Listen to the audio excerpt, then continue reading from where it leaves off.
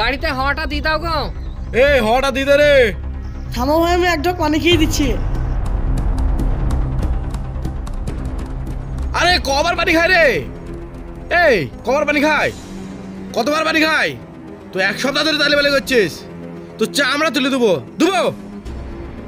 আরে ভাই, তা তুমি একালি এত খিচিবিচি কেন করছো? আরে ভাই তুমি জানো না, এ কোনো কাজ ঠিকঠাক ভাবে করে না। আরে যে কাজটা দিই সেটা ফটাম করে করে না, কিছু না হলে 5 মিনিট পরে করে। তাহলে রাগ ধরবে কি ধরবে না তুমি বলো তো? দেবো। আরে এই তোকে কালকে কটার সময় আসতে বলেছিলাম? 8টায়। তুই কটার সময় এসেছিস আজকে? 8:15-তে এসেছিস আজকে। চা আমরা তুলে দেবো, বদমাশে ছাড়ে দেবো। 15 মিনিটের দাম নাই। এবার থেকে যেটা বলবো সেটা আগে করবে, নাহলে তো রুজু টুটু হারিয়ে দেবো। বুঝতে পেরেছিস? হাট।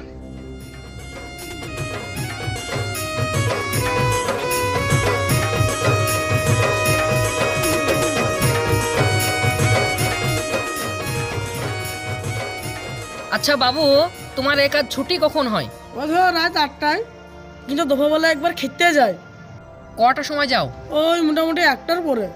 ও, তা একটা সময় আমি ওই সামনে দাঁড়িয়ে থাকবো, তোমার সাথে আমার কিছু আলাদা কথা আছে। হ্যাঁ, এইখানে তো গ্যারেজ মালিক আছে, বুঝতে পারছো তো? কিছু কথা আছে, জ্বর টাইমে অবশ্যই তোমার সাথে হবে, ঠিক আছে? ঠিক আছে ভাই। আচ্ছা।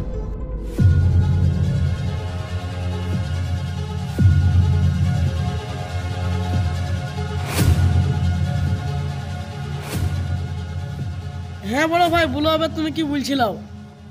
তুমি স্কুল যাও না? না ভাই, স্কুল যাইনি। আচ্ছা, তুমি স্কুল কেন যাও না? আমার স্কুল যাওয়ার খুবই ইচ্ছা ছিল, কিন্তু আমার বাড়ির কারণে লেগে আমি স্কুলে যেতে পারিনি। বাড়ির কি এমন কারণ গো, যার লেগে তোমার স্কুল যাওয়ার ইচ্ছা থাকা সত্ত্বেও তুমি স্কুল যেতে পাও না?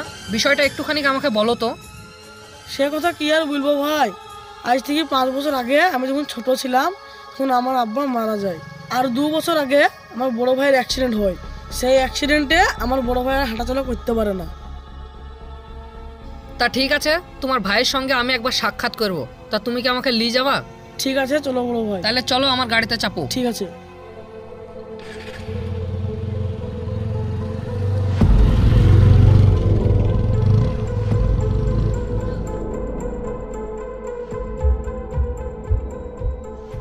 বড় ভাই, বড় ভাই। হ্যাঁ, কি হয়েছে? তোমার সাথে একজন দেখা করতে এসছে। কে এসছে? আরে এসো ভাই, এসো, এদিকে বসো বসো বসো। তোমার কথা তোমার এই ছোট ভাইয়ের কাছে সব আমি শুনেছি। তা তোমার সাথে আমি দেখা করতে এলাম কিছু কথাবার্তা বলার জন্য। তা এখানে বসে বলো ভাই, বসো। ঠিক আছে, ঠিক আছে। হ্যাঁ ভাই, কি বলবা বলছিলা বলো। শুনলাম নাকি তুমি একদমই হাঁটাচলা করতে পারো না। আচ্ছা, তোমার কি সমস্যা হয়েছে একটুখানি আমাকে খুলিমিলি বলো তো। আমার গোটা শরীরের শক্তি ঠিকই আছে, কিন্তু আমার এই 2 পায়ে একটু সমস্যা। আমি ভর দিয়ে দাঁড়াইতে পারিনি। তা আমি ভেবেছিলাম যে একটা মুদিখানা দোকানে কাজে লাগবো, কিন্তু আমি মুদিখানা দোকানে যেয়ে আমাকে গোডাউন থেকে চালের বস্তা আনতে বলে। আমি চালের বস্তা আনতে গিয়ে আমার পায়ে লেগেছিল, তাই আমি বাধ্য হয়েই কাজটা ছেড়ে দিয়েছি। তাই দেখো, আমার এই ছোটো ভাইটা গ্যারেজ ট্যারেজে কাজকাম করে, দেখুন কোনো রকম সংসারটা চলে যায়। আমি তো কাজকাম করতে পারিনি, কি করবো এখন বলো। আচ্ছা, তোমার শরীর মোটামুটি সুস্থ ঠিকঠাক আছে তাই তো? হ্যাঁ। পায়ে শুধু চাপ নিতে পারা যায় না, বসে থাকতে কোনো সমস্যা হয় না। ও ঠিক আছে, তোমার সঙ্গে কিছুক্ষণ পরে এসে তোমার সঙ্গে সাক্ষাৎ করছি, ঠিক আছে? আচ্ছা ভাই। হ্যাঁ, ঠিক আছে।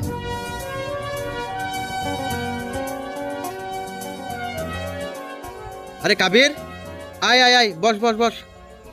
না না, ঠিক আছে, তোমাকে একটা গুরুত্বপূর্ণ কথা বলার লেগে এলাম। আরে কি গুরুত্বপূর্ণ কথা রে? বিষয়টা হলো কি, কবার পানি খায় রে? এই কবার পানি খায়? বারবার পানি খাওয়া।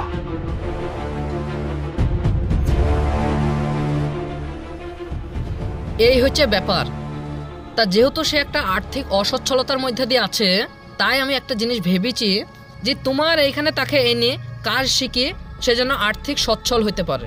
তা মোটামুটি তোমার এখানে এনে তাকে কাজ শেখাতে কত সময় লাগবে?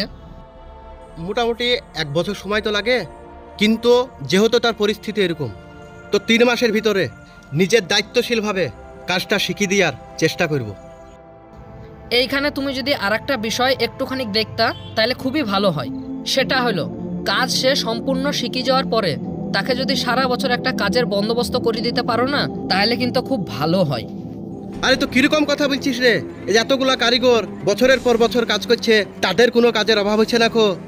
আর সে একজন অসহায় মানুষ, তার জন্য আমি এইটুকুই করতে পারবো না? তাকে কালকে লিয়া এখানে। আচ্ছা ঠিক আছে ভাই, তাহলে সেই কথাই হলো, আসছি তাহলে।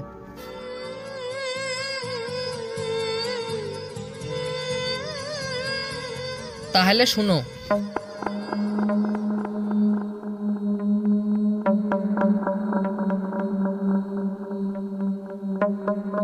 তুমি কি এই কাজটা করতে আগ্রহী?